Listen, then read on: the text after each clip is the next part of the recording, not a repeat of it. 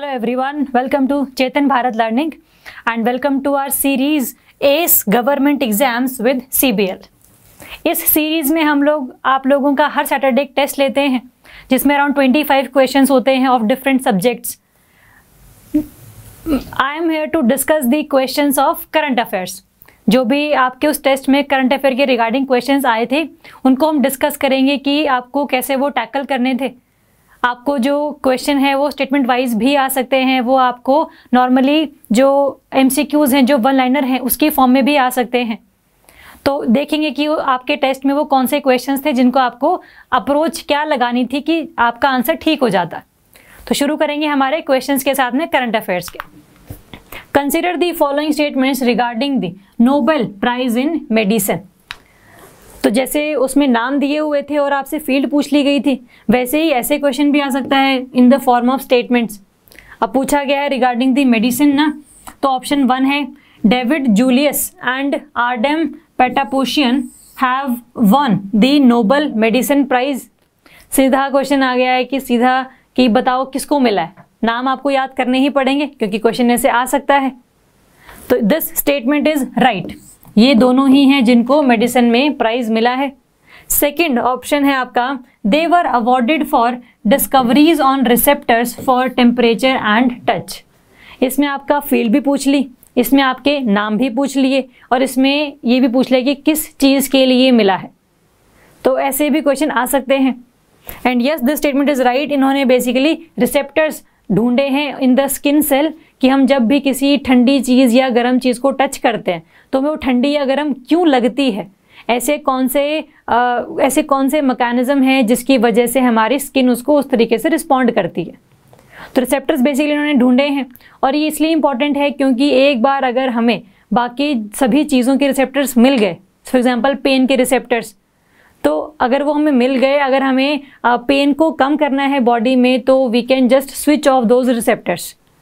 तो इसीलिए ये ह्यूमन लाइफ में जो है एक मेडिसिनल प्रॉपर्टीज की तरीके से डिस्कवरी लेकर आए हैं, इसीलिए इनको मेडिसिन में नोबेल प्राइज मिला।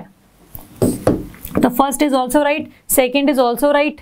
ऑप्शन पूछा गया आपसे चूज दी करेक्ट स्टेटमेंट, तो option C is the answer. Both 1 and 2 are correct. ठीक है, तो नाम, फील्ड और किस चीज के लिए मिला है इंपॉर्टेंट है। Next, which of the following countries are recently added in the grey list of FATF? FATF is the Financial Action Task Force, जो कि पूरे वर्ल्ड में टेररिज्म फाइनेंसिंग को, मनी लॉन्ड्रिंग को और वेपन्स ऑफ मास डिस्ट्रक्शन को prevent करने के लिए काम करती है ना। तो इसके ऑब्जेक्टिव आप ध्यान में रखेंगे। इसकी 2 लिस्ट होती है, एक होती है आपकी ग्रे लिस्ट और एक होती है ब्लैक लिस्ट। ये भी रिसेंटली न्यूज में था क्योंकि 3 कंट्रीज को ग्रे लिस्ट में डाल दिया गया था और जो 2 कंट्रीज हैं उनको ग्रे लिस्ट से बाहर निकाल दिया गया था, तो इसलिए न्यूज में था ये। तो पूछा है आपसे कि कौन सी अभी रिसेंटली ग्रे लिस्ट में ऐड की गई है।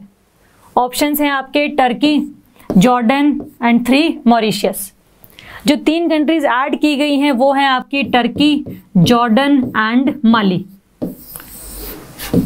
और जो बाहर कर दी गई हैं वो हैं आपकी बोट्सवाना अफ्रीका में है एंड मॉरिशियस। ठीक है, तो जो मॉरिशियस है उसको बाहर निकाल दिया गया है, ऐड नहीं किया गया है, तो third option is automatically neglected. अगर थर्ड चला गया तो ये ऑप्शन गया, ये ऑप्शन गया, ये ऑप्शन गया। Answer is 1 and 2 only. Turkey, Jordan are the recently added countries in the grey list of FATF।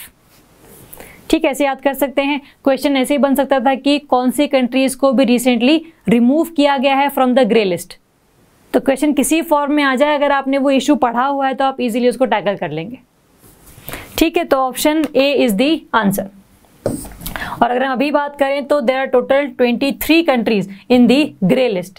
इस पर भी क्वेश्चन काफी बार आए हुए हैं कि बताओ अभी रिसेंटली कितने सारी कंट्रीज हैं जो कि ग्रे लिस्ट का पार्ट हैं।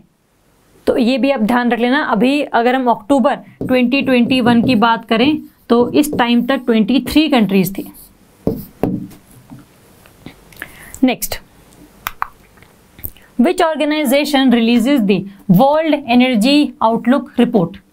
हम लोगों ने करंट अफेयर में IEA डिस्कस किया था, इंटरनेशनल एनर्जी एजेंसी। हमने ये भी डिस्कस किया था कि एक तो इसकी फॉर्मेशन क्यों हुई थी 1974 में, और कौन कौन सी ऐसे रिपोर्ट्स हैं जो कि रिलीज करती है, ये काफ़ी डिटेल में हम लोगों ने देखा है और क्वेश्चन इस चीज़ पर ही आता है। तो ऑप्शंस हैं आपके वर्ल्ड एनर्जी आउटलुक, ऑप्शन आपके OECD, IEA international energy agency, organization of petroleum exporting countries OPEC, या फिर वर्ल्ड बैंक।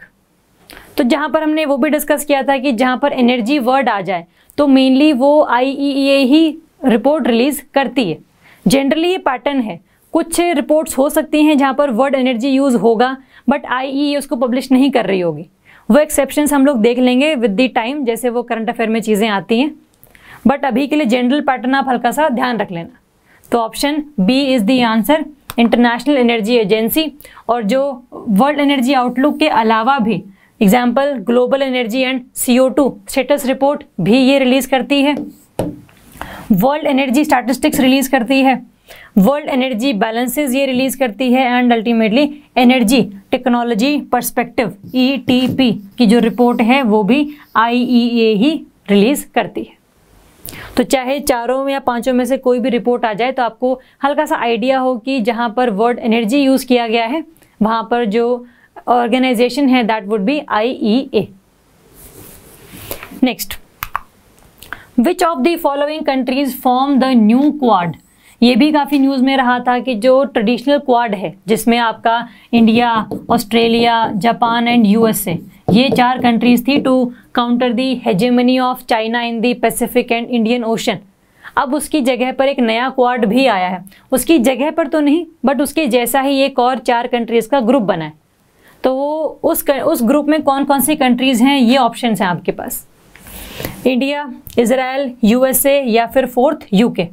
ऑप्शंस हैं आपके 1, 2 एंड 3, 2, 3 एंड 4, 1, 2, 4 या फिर ऑल ऑफ दी अबव। देखो ये जो न्यू क्वाड है इसमें इंडिया है, यस इंडिया है, USA है, यस USA है। क्वाड में भी इंडिया USA थे, न्यू क्वाड में भी इंडिया USA है, ये हम ध्यान रखेंगे।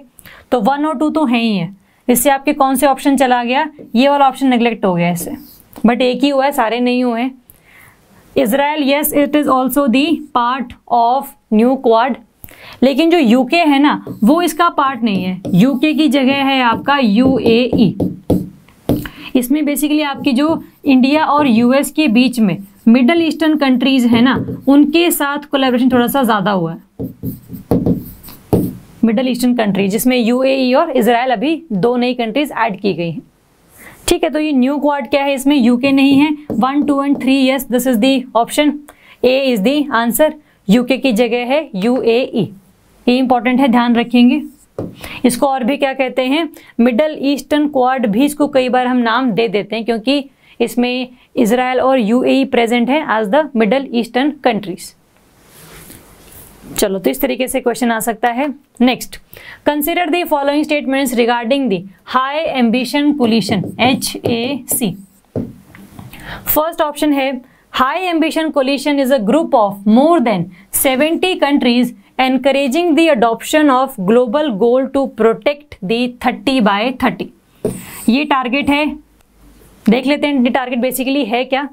सेकेंड स्टेटमेंट कहती है it is cochaired by Costa Rica and France and by the UK as the ocean को चेयर।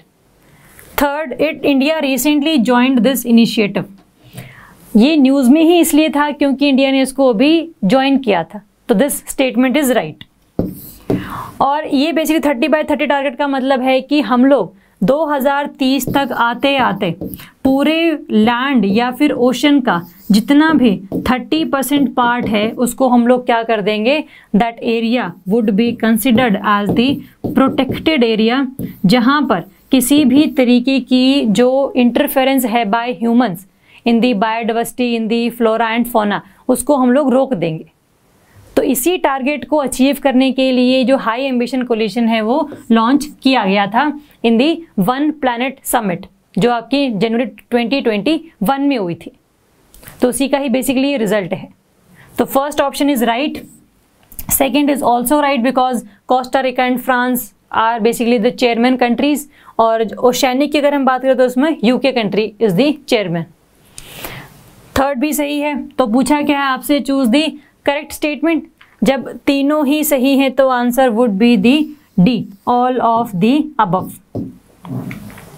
ठीक है, इस तरीके से ध्यान रखेंगे। तो ये थे हमारे क्वेश्चंस करंट अफेयर्स के जो कि आपके इस टेस्ट में पूछे गए थे।